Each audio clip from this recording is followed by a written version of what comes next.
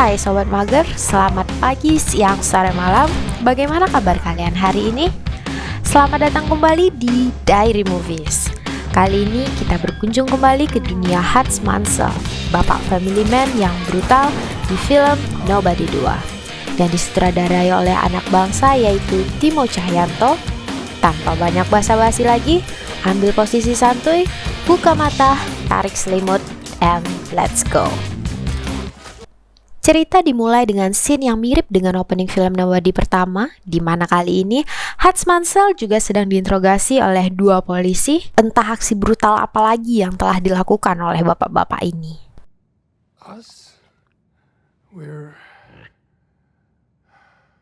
Assalamualaikum Mamang Jawir yang sangat 4 tahun telah berlalu sejak peristiwa di film pertama. Hats kini tinggal di rumah barunya dan menjalani rutinitas yang baru pula. Pria yang sebelumnya terlihat biasa-biasa saja ini sekarang kembali menjalankan misi-misi rahasia yang penuh kebrutalan. Namun sebagai suami yang baik, di tengah misi itu, Hats menyempatkan untuk mengabari istrinya. Kesibukan Hats membuat Becca protes karena Hats jadi jarang berkumpul dengan keluarga. Oleh karena itu, Becca berharap di musim panas ini Hats bisa meluangkan waktunya untuk berlibur dengan anak-anak. Mendengar keinginan itu, Hats pun berjanji akan mewujudkannya. Lalu, siangnya Hats bertemu dengan seorang pria botak yang dikenal dengan panggilan The Barber. Dia adalah atasan Hats saat dulu masih jadi pembunuh bayaran untuk Badan Intelijen Amerika. Dari pertemuan mereka, akhirnya terungkap alasan mengapa Hats kembali ke dunia kebrutalan setelah sebelumnya sempat pensiun. Ternyata, aksi brutal Hats di film Nobody 1 membuatnya berutang besar sebanyak $30 juta kepada The Barber. Karena The Barber mengganti seluruh uang yang dibakar Hats di tempat Julian. Demi melunasi utang itu, Hats pun terpaksa turun gunung menjadi agen bayaran Badan Intelijen lagi. Tiba waktu bekerja, Hats kali ini mendapatkan sebuah misi untuk merebut sebuah kartu data dari seorang ahli IT yang dikawal oleh penjaga bersenjata, di mana Hats harus bertarung di dalam lift yang cukup sempit, sehingga inilah yang terjadi.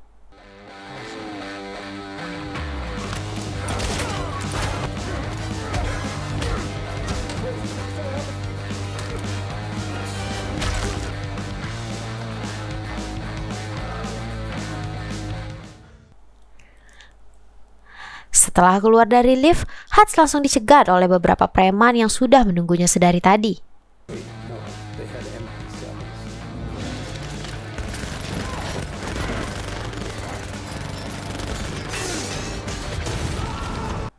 Tidak selesai di situ. Setelah selesai mengalahkan preman bersenjata, Hats kembali disambut oleh sekelompok preman asal Brazil yang membawa parang tajam sebagai senjatanya. Ia pun melepaskan ikat pinggang miliknya dan mencabut pipa besi yang ada di belakangnya, sehingga inilah yang terjadi.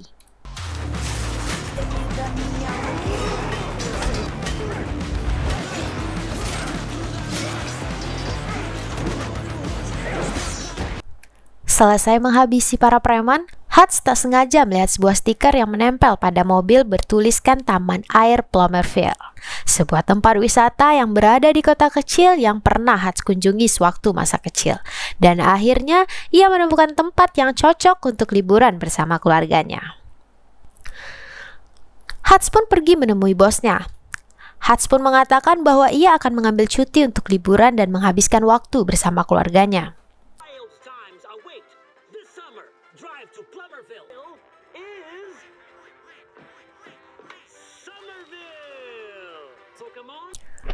Walaupun iklan Plomerville terlihat jadul, Hats pun mencoba meyakinkan sang istri dan kedua anaknya bahwa tempat ini akan cocok sekali untuk mereka liburan. Bukan hanya mereka saja yang akan pergi.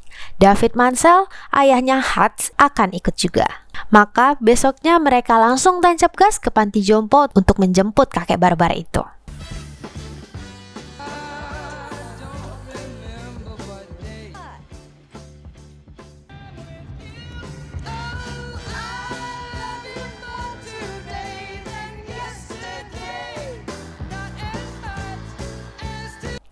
Singkat cerita, Hats sekeluarga pun tiba di Plomerville dan menyewa kamar, sementara sang kakek menginap di tempat berbeda. Bagi Becca, ini adalah momen yang berharga karena suaminya akhirnya sejenak bisa lepas dari misi nabadi. Namun bagi Hutch, tempat ini menyimpan kenangan bersama saudaranya Harry. Karena ini adalah satu-satunya momen liburan mereka semasa kecil. Cerita berlanjut pada saat mereka ingin main air. Ternyata kolam renangnya ditutup dengan alasan ada insiden yang terjadi. Hutch dan keluarga pun diberikan kupon diskon untuk salah satu restoran yang di sana. Yang mana saat sedang melamun sembari mengingat masa kecilnya, ia tak sengaja mengalami salah paham ketika seorang sheriff tak suka dilihat oleh Hutch yang sedang melamun. Sorry, I was just thinking. You know, it's not polite to eyeball the law. Sorry, officer. It's sheriff. Setelah itu pun Hutch dan keluarga pun pergi ke time zone untuk bermain. Di mana saat si Brady sedang fokus main sendiri, tiba-tiba ada ciwi-ciwi memperhatikannya yang membuat Brady akhirnya memberikan semua kupon yang ia punya. Tak diduga, salah satu ciwi tersebut ternyata adalah pacar dari seorang pemuda lokal yang ujung-ujungnya mendatangi Brady. Ia meminta Brady pergi dari tempat ini dan jangan kembali lagi. Namun karena Brady menolak, si pemuda pun merebut boneka milik Sammy dan merobeknya. Sehingga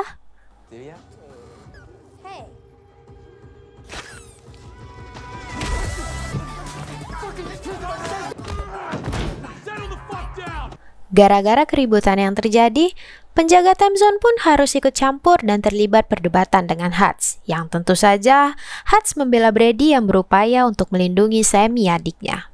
Namun Becca dengan cepat meredam amarah Hutch dan memintanya untuk segera pergi. Dan ya, penjaga wisata benar-benar sudah melakukan kesalahan besar dengan sempat menampar kepala Sammy di depan mata Hutch. Saat mereka sudah keluar, Hutch yang tidak terima pun memutuskan untuk kembali.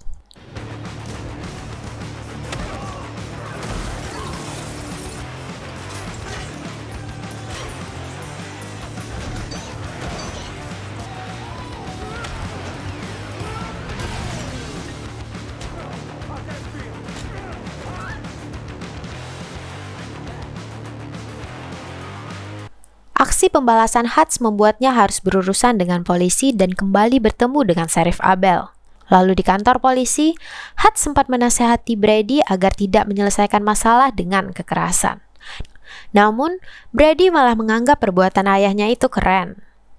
Tak lama kemudian, Abel menyeret Hutch untuk bertemu dengan seseorang. Perkenalkan, dia bernama Wyatt Martin. Kita panggil saja Wyatt. Orang yang paling dianggap nomor 1 di kota kecil ini dan sekaligus pemilik wahana Plummerville tempat Hutch berlibur.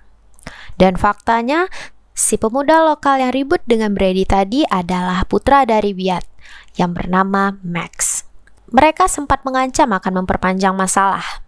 Wyatt akhirnya mengerti setelah dijelaskan bahwa putranya lah yang menjadi pemicu awal keributan. Dan Hutch hanya membela keluarganya dan berkata, bagaimana jika kau ada di posisi itu?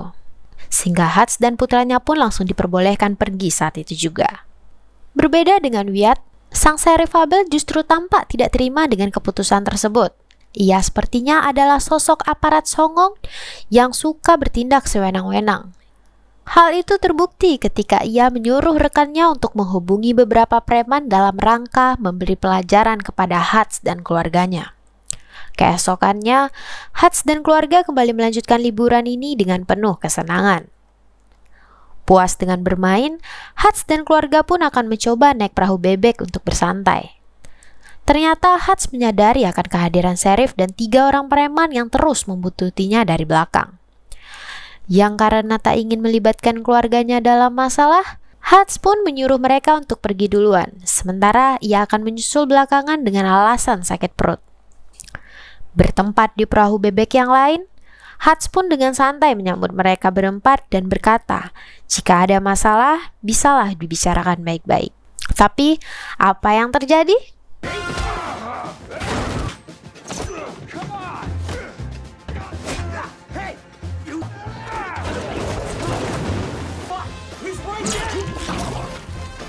Tanpa pemandu dan 2 penumpang lansia sadari, Hutch pun menghajar para preman hanya seorang diri, yang setelah hantam sana hantam sini, Sheriff yang ikut babak belur pun nekat mengambil senjata tajam dan berhasil memutus satu jari Hutz yang sebelah kiri. Think of the children. What?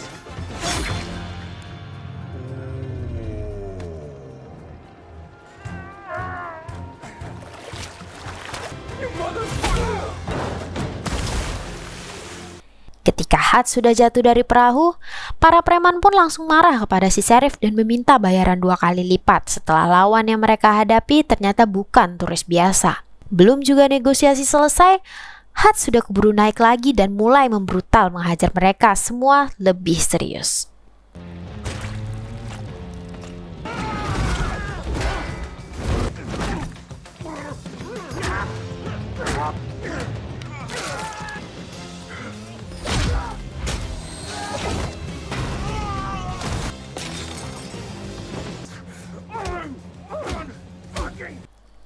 Selesai menghajar orang-orang rese, Hutz pun duduk sendirian sambil menunggu keluarganya yang masih di perahu. Hutz menyempatkan diri untuk menelepon saudaranya yang bernama Harry yang kebetulan saat ini sedang berada di Jepang mempelajari kebudayaan yang ada di sana. Di sana, Hutz pun curhat terkait kota kecil ini yang sekarang banyak berubah, tidak sama seperti waktu kecil mereka dulu. Sekarang, aparatnya tengil-tengil dan arogan. Harry akhirnya menceritakan bahwa Plummerville memang sudah lama dijadikan tempat penyelundupan barang-barang haram, seperti miras, narkoboy, dan lain sebagainya. Bahkan aparat setempat ini pun ikut bersekongkol dengan jaringan sindikat yang lebih besar. Tak puas dengan penjelasan dari Harry, Hutz pun menelepon si bos untuk mencari tahu informasi lebih mendalam tentang sindikat besar tersebut. Hingga didapatkanlah sebuah nama, yakni Landina. Seorang wanita kejam dan berbahaya yang disinyalir mengendalikan hampir semua bisnis haram di Amerika Serikat. Dan benar saja, apa yang Harry dan si bos katakan, Wyatt sang kepala di kota kecil ini ternyata memiliki peran khusus dalam penyelundupan barang haram dan uang milik Landina. Pun sama dengan si sheriff yang dijadikan sebagai tangan kanannya untuk menangani urusan tersebut. Tak lama setelah Wyatt pergi, sheriff mendapat telepon dari rekannya yang sudah babak belur. Sejenak kita tinggalkan tentang Hutz. Scene beralih ke sebuah kasino mewah yang dikelola oleh sosok yang tiada lain adalah Landina, di mana kita akan diperlihatkan dengan betapa kejamnya ia saat menusuk tangan salah satu tamunya sendiri, gara-gara ketahuan telah bermain curang. Dan setelah menghabisi tamu sendiri, Landina pun memerintahkan ajudannya untuk membantai semua tamu yang ada di sana, demi untuk menghilangkan saksi mata atas kejadian tersebut.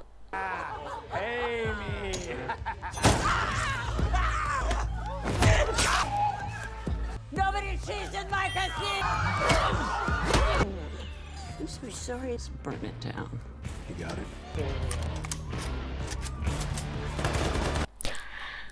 Ternyata Wyatt terpaksa menjadi bawahan Landina demi untuk melunasi semua hutang mendiang ayahnya. Wyatt mengingatkan Landina tentang hutang sang ayah yang menurut hitungannya sudah lunas, dan ia mengaku ingin keluar dari bisnis itu. Mendengar Wyatt mau keluar, Landina tentu saja tidak menyukai hal tersebut. Sehingga supaya Wyatt mau tetap bekerja untuknya, Landina pun berencana untuk menculik putra Wyatt yang tadi sempat berantem dengan Brady. Dan Landina menyuruh si sheriff alias wakil Wyatt sendiri yang ternyata diam-diam telah mengkhianati Wyatt tanpa sepengetahuannya. Tak butuh waktu lama bagi si sheriff untuk menculik putra Wyatt. Bahkan, orang-orang utusan Landina sudah tiba di sana untuk membawa Max menuju markas. Namun tanpa si sheriff ketahui, saat ini Hutz sedang dalam perjalanan menuju gudang. Hutz mendatangi mereka dengan tujuan untuk membuat kesepakatan agar jangan mengganggu liburan keluarganya lagi. Bermodalkan bensin dan korek api, Hutz mengancam akan membakar seluruh uang milik Landina jika si sheriff terus mengganggu liburan keluarganya. Abel akhirnya setuju untuk tidak mengganggu liburan Hutz. Saat Hutz akan pergi, ia melihat Max yang sempat meminta pertolongan. Namun Hutz langsung pergi begitu saja karena tak mau ikut campur dalam sesuatu yang bukan urusannya.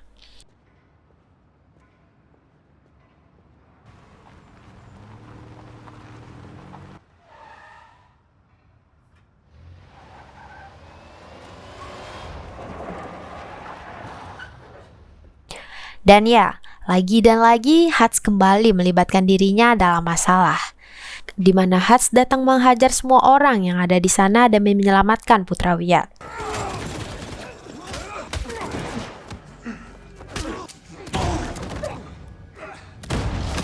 Saat Hats akan membawa Max pergi, Sheriff sempat mencegahnya untuk pergi dari sana.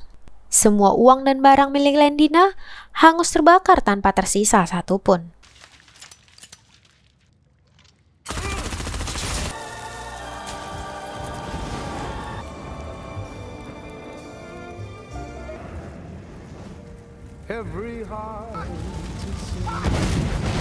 Dan kabar tersebut dengan cepat sampai ke telinga Lendina yang saat itu juga langsung mencari tahu tentang latar belakang sosok si Hats ini. Namun sudah seperti yang kita tahu bahwa Hats adalah orang yang benar-benar misterius, di mana anak buah Lendina bahkan kesulitan untuk mencari tahu data dan latar belakangnya. Yang mereka tahu hanyalah Hats saat ini sedang berlibur bersama keluarganya. Sehingga tanpa buang waktu, Lendina segera mengerahkan seluruh pasukannya untuk pergi ke Plummerville dan menyerang kota kecil tersebut. Hats sendiri sudah tiba di pondok tua tempat si kakek menginap dengan membawa Max yang langsung berbaikan dengan Brady. Untuk sementara waktu, Hats akan mengamankan keluarganya di pondok tua ini dan mencoba untuk membuat sang istri mengerti tentang situasinya saat ini. Selesai dengan istrinya, Hats langsung pergi menemui Wyatt untuk mengajaknya bekerja sama. Namun baru saja tiba di sana, Wyatt sudah keburu emosi gara-gara putranya yang diculik oleh Lendina. Dan setelah mengetahui putranya sudah aman, Wyatt baru mau mendengarkan Hats tentang Lendina yang sekarang menjadi musuh mereka saat ini. Dengan fakta bahwa Hats sudah membakar uang dan barang milik Lendina. Wyatt sudah bisa menebak betapa murkanya Lendina sekarang. Sebagai persiapan, Wyatt pun menunjukkan beberapa senjata api milik mendiang ayahnya. Dan setelah itu, mereka akan menentukan lokasi akan terjadinya perang besar-besaran, yaitu Taman Air Plummerville, yang memang kebanyakan wahananya sudah rusak dan tak layak pakai. Tak sendirian, Hats mendapatkan bantuan dari saudaranya yang sudah pulang. Siapa lagi kalau bukan Harry yang baru tiba dari Jepang. Tak hanya Harry, si Abah yang sudah ujur pun memutuskan untuk ikut serta dalam pesta ini. Dibantu mereka berdua, Hats mengubah taman air ini menjadi zona perang. Mereka menyiapkan berbagai jebakan mematikan untuk menghadapi Lendina yang akan datang.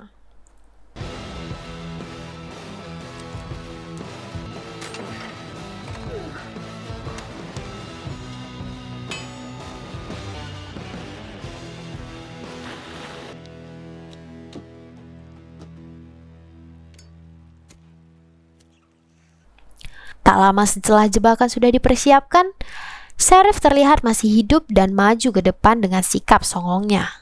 Si Sheriff pun meminta mereka berdua untuk menyerah saja. Karena Hats dan Wyatt menolak, Sheriff pun ingin kembali dan melapor pada Lendina. Dan tiba-tiba, What an ass pain he is.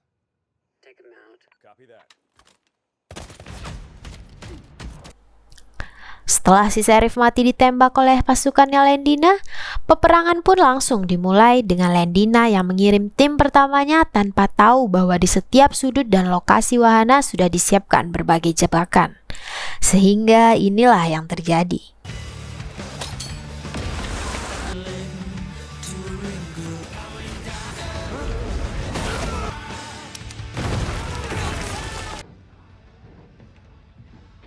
Fellas!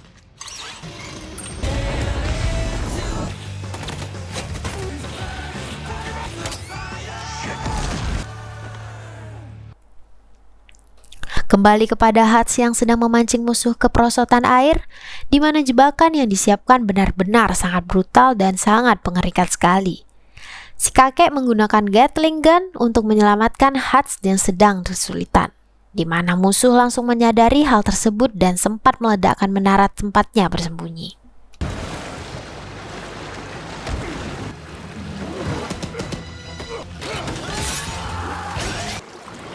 Dad, cover me!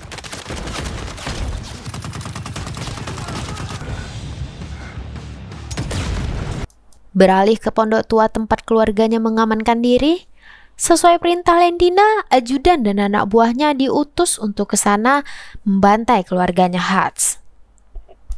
Namun mereka tidak menyadari bahwa sudah ada satu orang yang ditugaskan khusus untuk melindungi keluarganya. Selama di Jepang, Harry ternyata sudah mempelajari ilmu bertarung ninja dan menggunakan sebuah katana untuk melakukan pertarungan. Katana versus pedang pun diadu dengan sangat cepat dan mematikan, di mana Harry nampaknya sudah sangat menguasai pertarungan semacam ini. Dan tak butuh waktu lama, Harry melakukan fatality.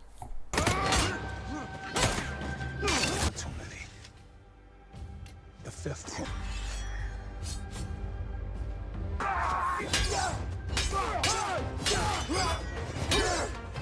Peekaboo.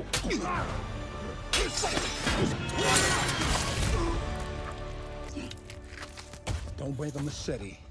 Kembali ke Hats. Setelah menghabisi sebagian besar pasukan musuh, kini Hats harus berhadapan langsung dengan Lendina yang selalu ditemani oleh dua pengawal wanitanya yang ternyata cukup jago dalam melakukan pertarungan.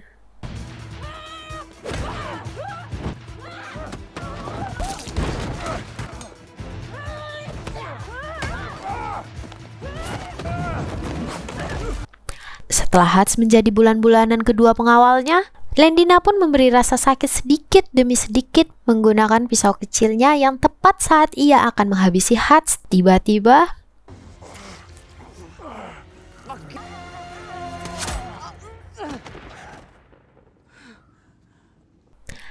ya, sang istri datang tepat waktu dengan senapan berburunya, di mana Lendina yang menyadari hal itu pun dengan cepat melemparkan pisau kecilnya dan inilah yang terjadi.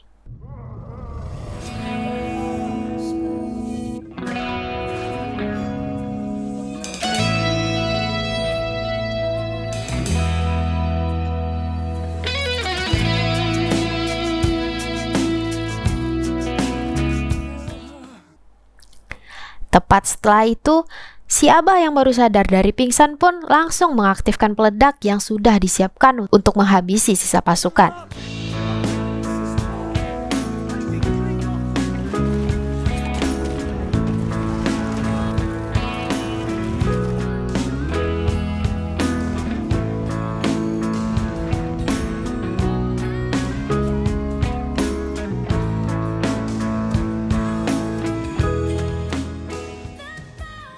Hats dan sang istri ditemani anjing baru pun langsung diinterogasi terkait insiden tersebut.